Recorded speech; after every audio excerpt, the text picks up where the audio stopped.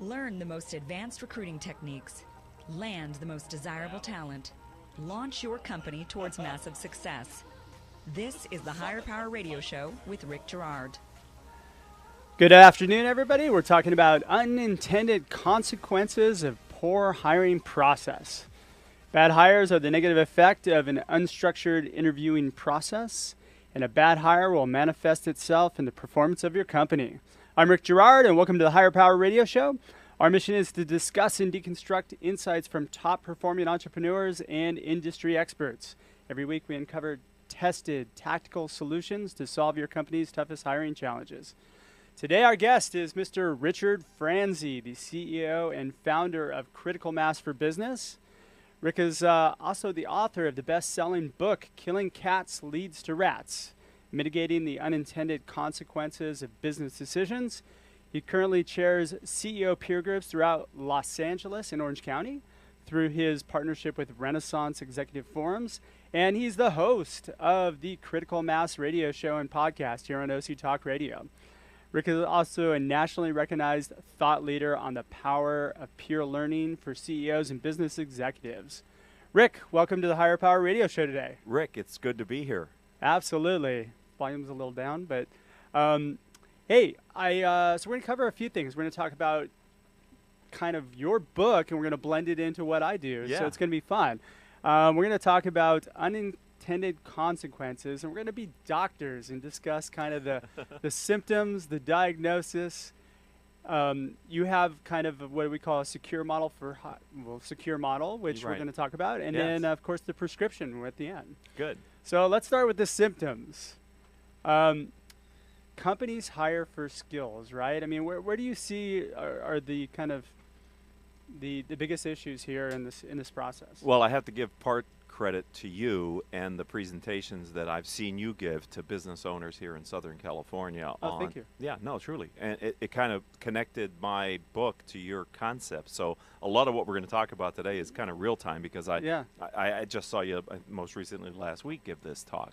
And I think your point was valid that without a process, you're really left to sort of your behaviors, and you're not really controlling it. You're just sort of taking what life is giving you. Yeah. And I see that in business a lot, and that leads to unintended consequences. Yeah. Where there isn't a strategy behind the action. It's just we have a bias to doing stuff, and we feel better about doing things than thinking about things a lot of times as business leaders and CEOs. Yeah. When in fact, if we just thought a little bit more before we did, we might get a better output.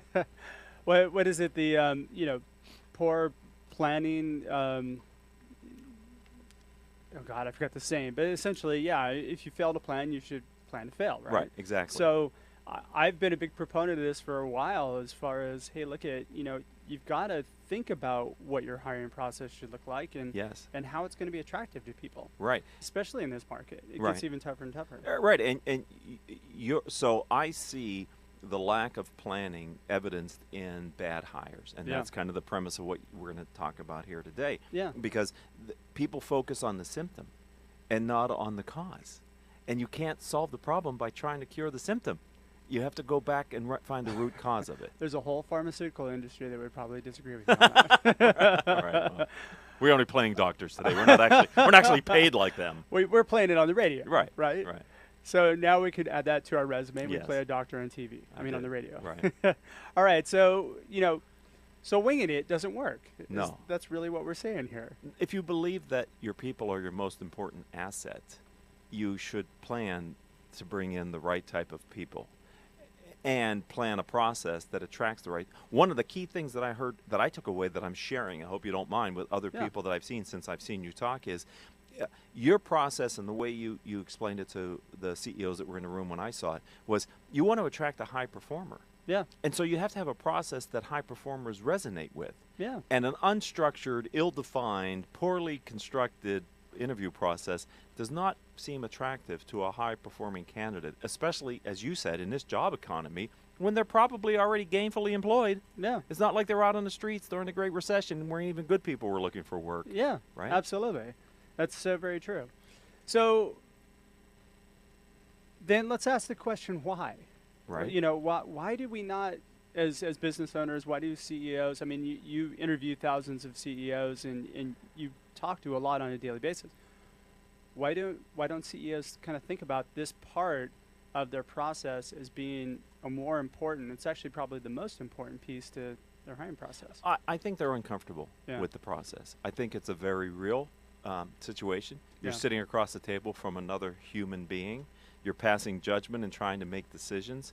And unfortunately, I've seen many times, even during the process, the people who are doing the interviews are distracted.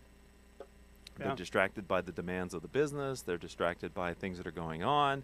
I heard you say in your talk, you know, sometimes you forget that you even have the interview that day, and you look at the resume a few minutes before the candidate shows up, and there was like a collective chuckle around the table of people going, oh, yeah, that happens all too frequently. Yeah, it's their like collective oh shit moment. Right. Like, oh, God, I've got an interview in 15 minutes. I better go on LinkedIn and see who this person is. Yeah, who am I talking to again? Yeah.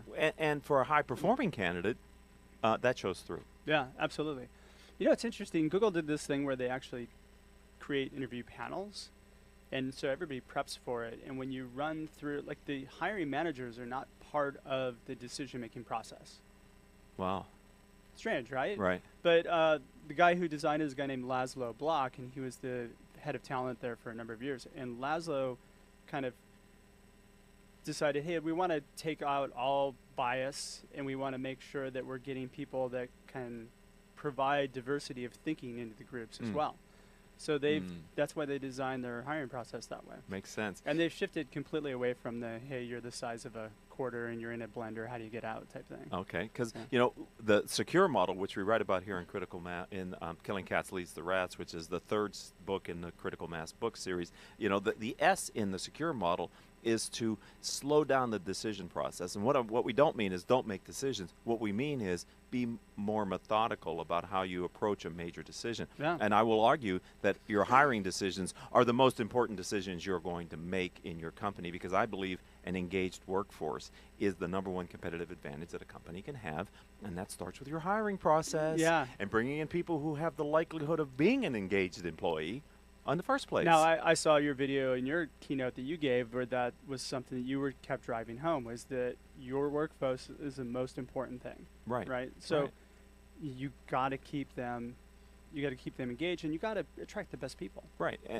And by in the S model, the S of secure, what we're talking about is take time regularly to plan for your company's future. And I would say take time regularly to plan for your employment future and the type of people that you need. Don't wait until you have an emergency, either because you lost a person or you have a growth opportunity, to figure out what kind of person that you should have. It should be just pull the plan out of the desk and go, okay, now how do we update this and move forward? Well, and you should, I mean, it's hard to do, right, when you're not actively hiring, but you should always be in the mode where you're always interviewing. Yes. And so you should be building an active pipeline. We had a guest on last week who basically they have roles that they kind of rotate through, and they consistently interview every week. They don't necessarily need that person, but if they find a really good person, they'll hire them, and then they'll build the work around them. Right. Which is a really smart way to build your talent base. The other part of the S, slow the decision down, is don't make it emotional. Resist making emotional decisions. Daniel Kahneman wrote a book, Thinking Fast and Slow, and we borrow from that book in Killing Cats, in that there's two systems in your brain, fast and slow. Fast is largely intuition and emotion-based, because emotions are the memories that are the most vivid. Thinking slow is more of a planned, methodical work. And while you need as a leader to do both, matter of fact, most successful CEOs pride themselves on their gut, their ability to make quick decisions under fire, and that's all bravo, and I love that. But when it comes to creating your culture, I would argue you need to think a little slower, use Daniel Kahneman's work, and think about the second part of it, which is really divorce yourself from the emotion of the moment, the interview. I love this person. Everything they say is fantastic, to really having a system from which you can judge objectively the qualities of the candidate to fit your company. Yeah, and I found that's most effective through asking behavioral interview questions. Okay. And that's part of the structured piece, right? Right. A statistic that I saw not too long ago was if you have an unstructured interview, you basically have a 6% chance of hiring the right person. which I would say is all too common, right? But Yeah, you know more than I yeah. because you work in that Yeah. environment. But I think a Yeah. lot of them aren't structured processes, especially for small and middle market companies. And yeah, especially for small companies, you Right. know, and I found startups, and I'm around kind of a lot of small, you know, maybe 10 people startups. They just look for skills. Mm, This guy has the skills we need. We'll try and figure out how we can work with him. right. And you know, that's always, and they might get lucky, and that might work. You know, if there's some other kind of piece that they look for other than the skills, like maybe the passion for the project or something like that, they have a better chance. Mm-hmm. But if you're just looking at kind of skills, that's a recipe for disaster as well. Right. So now, making a bad hire, what are the consequences? Well, I think the consequences show up in the performance of the company. Yeah. I think it shows up in the culture erosion that you have. Morale you know, of the people. The morale of the people Yeah. that are around you. You know, don't forget that, in my opinion, employees know good performers from not as good performers. Oh, yeah. And leadership largely many times is predicated on the leader knowing that who really is moving the business and who's not. Yeah. The quickest way to lose a high performer, in my opinion, in my experience, is to reward the poor performers like they're high performers. Yeah. Because the high performers go, well, Paul doesn't even know who's doing the jobs here. How's he possibly going to recognize what I'm contributing? Because he's sort of blind to the actual performance. So an unstructured, poorly defined interview process that brings in candidates who maybe on paper have the skills but don't really demonstrate the experience and have the cultural fit, Yeah. over time erodes your company into being mediocre, in my opinion. Yeah. My mentor used to say, B players hire C players, C players hire D players, and then the B players leave, and you're left with C and D players, Makes and then sense. you've got a scenario where, you know, oh crap, what do I do now? Right. And I'm sure that happens in a lot of companies. One bad hire will, in essence, probably infect. Here's our doctor reference. Oh, yes. Yeah, we've got about that. Will infect at least 2 people around them, right? So if you've got a small 10-person company, that's 30% of your workforce that's low productivity. Right.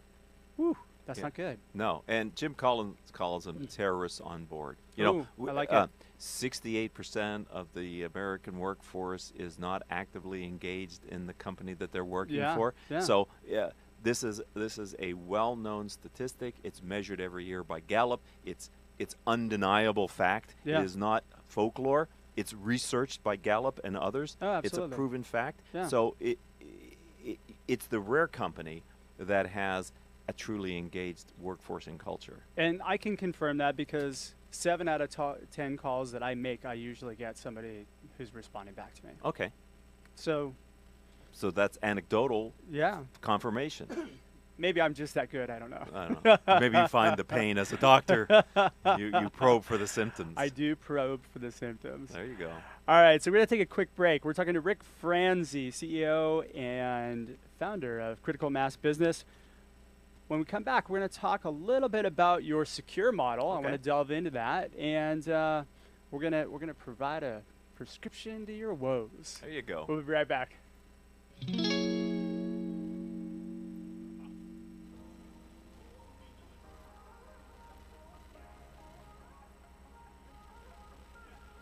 You're listening to Higher Power with Rick Gerard, giving you access to recruiting techniques that will help you hire key talent to build your company towards real success. Rick is a recruiting executive and entrepreneur who's been successfully recruiting in the aggressive Silicon Valley technology landscape for the past 2 decades. After a very successful stint at Apogee, he founded Stride Search in 2012.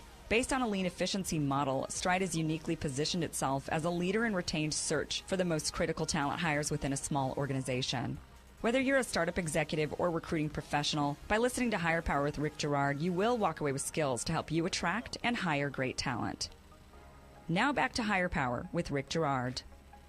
Welcome back to the Higher Power Radio Show. I'm your host, Rick Gerard, and today our guest is Rick Franzi, the author of the best-selling business book, Killing Cats Leads to Rats, which we have right here, if you can see it on video. If you're listening, you can't see it. So we just discussed kind of the whys, the symptoms, and the reasons for why people avoid a a structured hiring process, but now we're going to talk about how to diagnose the issue. So let's talk about your secure model. Okay. So you started to mention the S, right? So secure is an acronym for, explain that to me if you could. Yeah. So, to make it memorable, you need an acronym that people can remember. Sure. So for this book, our acronym is SECURE, where every letter stands for a strategy to help avoid, reduce, or mitigate unintended consequences. Love We it. talked about in the first block a little bit about the S, which is to slow down the decision process. And Yep. again, by way of review, I'm not saying to slow down your decisions, but you need to put a process in front of your strategic decisions. Not every decision that you make, Yeah. but I will argue that most employee hires that a CEO is making in the small to mid-sized companies is a strategic decision. Absolutely. It's hard to imagine when, like you said earlier, if you have 20 employees, that one new employee isn't really a strategic add to your team. And most CEOs can probably quote the saying that goes around, which is slow to hire, quick to fire, right? Right. So, but do they practice it? Right. I Yeah. think it's the opposite Yeah, many times, Yeah. unfortunately. So. I agree. Okay. So I think we covered in the first block the need to deliberate about the future and then act deliberately once you've made the decision and adhere to a process and a strategy of hiring. I can't agree with you more. Okay. All right. The second Yeah. one is to expand your knowledge base. Okay. What we found is a good way to reduce or mitigate unintended consequences is to capture all the knowledge available to you. And so we say you assess the information and knowledge that's in your company. Many times when you're making a hiring decision, I would advocate it's a good idea to make sure you get the input of the people that person might be working with or for. Yeah. Right? And to think about what else do we know about this position inside the company that we can formulate the job description, the expectations, etc., the compensation before we go to the market to try to find that person. So it just to add to that, then that would be really, if you're expanding your knowledge, then you're looking to hire up too, Right. right? Bring people in who have additional knowledge that you don't That possess. you can learn from. You can learn from. Yeah. Maybe they have an experience that would be the experience that you want them to grow into. But I also would say don't be fooled just by that. Just because someone's been there, done that in a different company, doesn't mean it's going to translate to your culture and your No. environment this time around. No, it doesn't. I mean, if you're asking somebody to do the same thing that they've been doing at their current job, they're not going to be that passionate about it. And then there's that. Yeah. And the other part of the E is to access information outside of your company. Okay. I find small companies sometimes are running so hard, they don't stop for a minute and either talk to a peer CEO about, needing to hire a position, Sure. or maybe more traditionally in this position, to hire consultants who can help you to build a process that will be more robust and more accurate. Yeah, absolutely. Don't try to do it this isn't a DIY thing. This is lean on people, right? Yeah. People who have experience and know how to create a process that you can lean on a bit because you don't have to create it yourself. Okay. So that would be the E in the secure model. Okay. Can I continue? Yeah, please okay. do. The C is very simply to clarify the desired outcome. And what I really loved about what I heard you present is to attract a high-performing person, you got to show them what's expected of them. Yeah. And by being able to tell them, this is what the goals we think you're going to need to accomplish in the first period of time, maybe 6 months, here's a year, this is where it's going after that. I find that high-performing people like to understand what's expected of them Yeah. and what resources they're going to be given to accomplish those goals. That's why I call it a syllabus for success, because you get a syllabus in college, right? Right. You go to a job, what do you get? Well, here's some skills we kind of want, and make it happen. Right.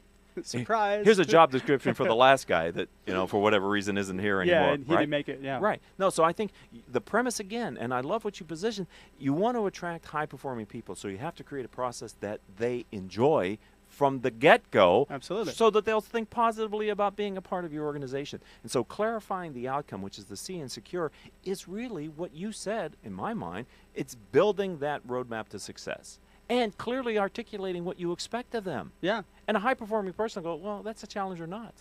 And they'll know early on. And if it's a challenge, it may be the compelling reason why they come to work with you, irrespective of even your company. Yeah. Absolutely. So. And I found that when you focus on that, when you find somebody who's really up for that challenge, who really wants it, they're going to go that extra mile to accomplish it. Is it your experience that they actually add more to it? Going, well, yeah, I could do that, but have you thought about me doing this as well? Yeah, yeah. So you actually get a more robust absolutely outlook of what they could accomplish. And when you get to the end of the hiring process, it's not about the money anymore. Right. It's a about challenge. it's about, hey, I'm getting that piece of my heart back that I've been missing at that dead end job I'm in right now. Right. Yeah. And this happens at every layer. I mean, at every level. I mean, you could you could talk from the janitor all the way up to the CEO level. I mean, everybody wants something more. Right. Right. You're right. And in the right culture, everybody, I think most employees have a chance to be a fully engaged employee. Yeah. It's a mismatch between the culture, the expectations, and the employee that creates this 68% of the people who are not fully engaged at their work. Now, what's the U?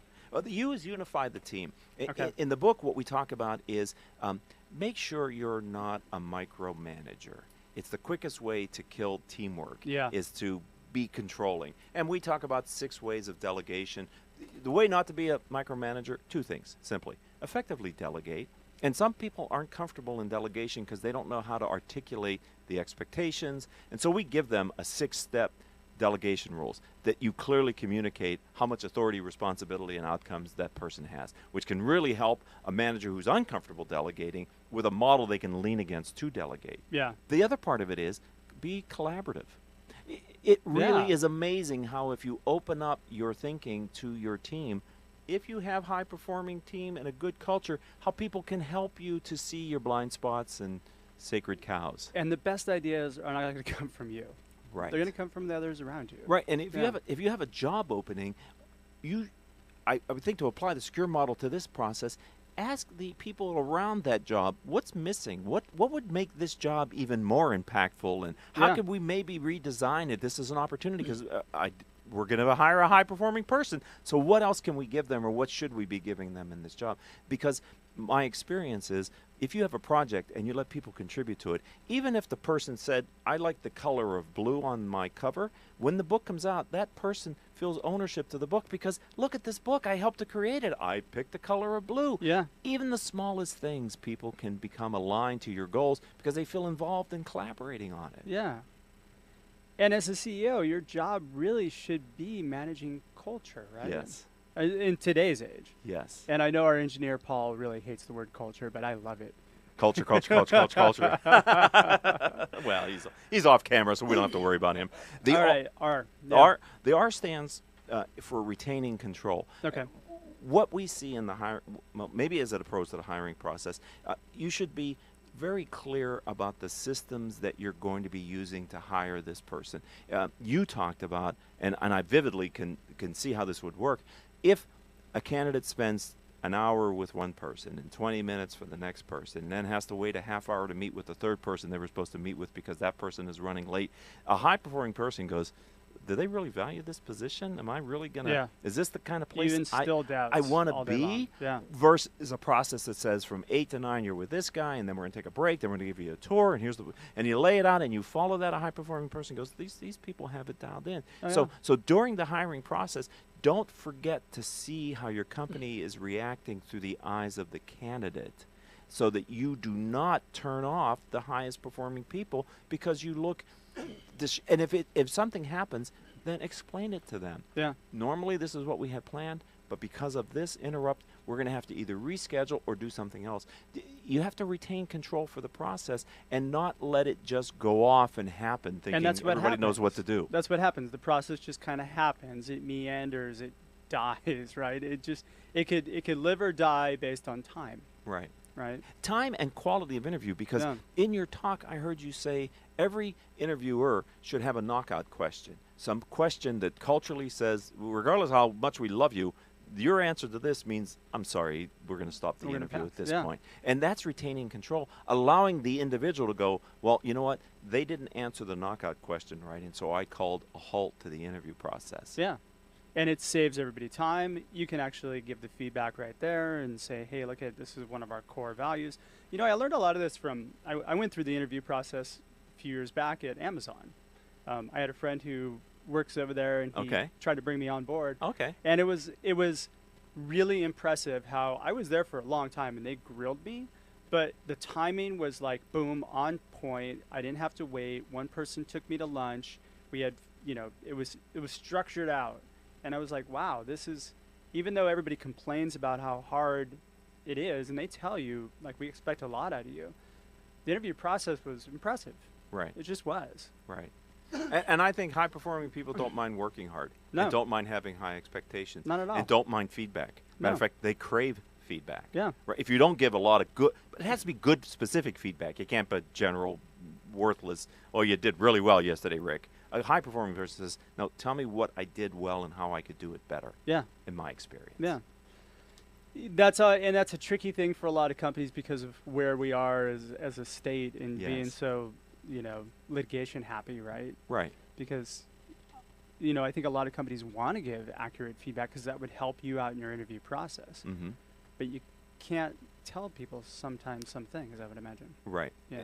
The E in the secure model stands for ensure you stay outcome focused. And I'm going to come back to the point that you made, which we've talked about earlier in the interview, which is what I see this to be is really understanding the impact that this position is going to have on the company over the longer term, and possibly where this could lead based on high performance results, where this position, especially in a small and middle-sized company, you have a great opportunity to home grow your talent, come up through the culture, and become the future leaders of your culture. Matter of fact, my experience in working with a number of them, the healthiest cultures are where the person says, you know what, I started here as the receptionist, and now I'm the president. Yeah. And we have that kind of culture.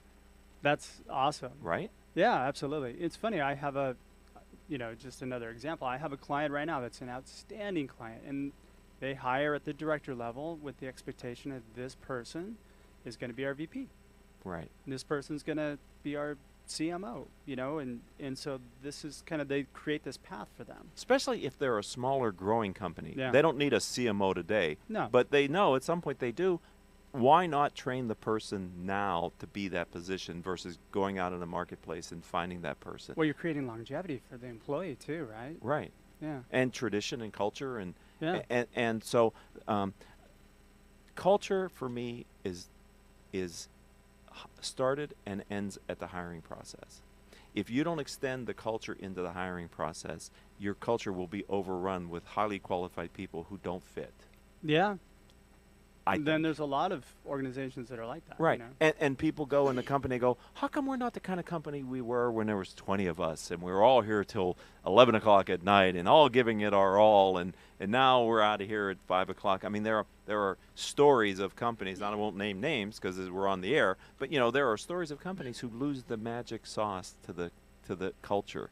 And I think that's because they're not front-ending their hiring process with a heavy dose of culture. Do you think it comes they become too big for that too at some point, where they feel like it doesn't scale, so it doesn't matter so I much think it's a anymore? comparative advantage of smaller companies that, Yeah. it's easier to have a good culture when you have less people. Yeah. The few big companies that maintained a great culture, we write books about them, we revere the CEOs. How long have we talked about Southwest Airlines as being different in the airline industry because the people actually liked working there? Yeah. And they made the experience fun for the passenger, right? Yeah. Well, that's just not because that's not just because they hired well. It's partly that. It's partly because they know the kind of people that fit the playful environment that was the origin story of Southwest Airlines, and they made sure to bring those people in, and they never forgot that that's the kind of culture that they want, so they don't make policies and procedures that block the front-end customer service people from letting their customers enjoy the experience. And that's a great example of culture that they've stayed true to. Yes. No matter what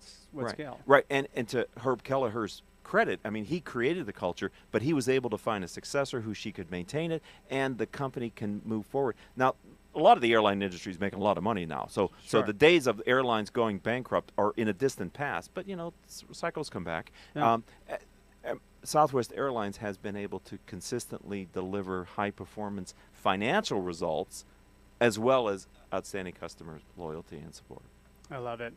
All right, so let's talk about our prescription. Yes. What's the medication that we need to give, the takeaway we can give right now to our listeners? Well, I would hope that they would retain some of what we've talked about with the secure model. Yeah. But I think actually what's more practical is to work with a practitioner who understands how to apply best practices in the area of hiring. I may be biased, but I think you're certainly one of those here in Thank Southern you. California. I really appreciate that. I really Yeah, do. yeah. Your concept that you've shared of a career wound and having people understand that there's maybe something in that 68% of the population that isn't fully engaged at work that's missing, and seeing if you can deliver on that is a great way to attract people who could give more to their job than they're currently giving. Yeah, that is so very true. Well, I'm going to leave it at that. I couldn't even say that better myself, so thank you so much. So we're just about out of time for today's show. Rick, thanks for your time investment today, and I want to welcome you to the Higher Power Radio community. I love being a part of this community. I Thank know. you for I love having being me. part of yours. Now, all right, so we've got a book. We've got everything. How do people get in touch with you? Give me your 411 here. Yeah, I think the best way to reach me on social media is LinkedIn. It's the primary platform that I use. I'm Richard Franzi, Franzi. Richard Franzi on LinkedIn. If you connect with me on LinkedIn, we can lead you to the books and the other peer groups that I do. I really just want to engage in a conversation with Southern California business executives and share ideas and learn from each other if you're interested. And absolutely. And I had a chance to make it about 3/4 of the way through the book over the weekend. I didn't finish it, but I love it. Do you? know? Yeah, yeah. I love the concept and actually where the killing cats leads to rats story came from was fascinating. I knew nothing about that. So. Pope Gregory the Ninth, 1400s. It's in the book. Read about it. So the Pope messed up. No, I'm just kidding. He's So- the first person to put in writing that black cats were in his word, the vessel of Satan on earth. And people today are still somewhat sketchy about black cats. Here we are hundreds of years later, Yeah. and people still have that bias in their mind. That is Thank so you, funny. Pope Gregory. So I want to thank our listening audience for tuning in to this week's episode of Higher Power. A quick thanks to our team, our engineer, Paul Roberts, our producers, Andrea Ballion, Shanti Ryle, and Kim Iverson. To listen to this show or any past episodes, you can check us out at Higher, that's Hire, powerradio.com, or Higher Power Radio on iTunes, Stitcher, and YouTube. Follow us on LinkedIn and Facebook at Higher Power Radio, or you can follow me on Twitter at Rick_Gerard. We have another great show lined up for you guys next week. Our host is going to, or our guest, I'm not going to be your host, but our guest is going to be Ron Herrera, the Vice President of Consulting Services with the Precept Group. I'm your host, Rick Gerard, and you have been listening to the Higher Power Radio Show. Aloha. Thank you for listening to Higher Power with Rick Gerard on OC Talk Radio.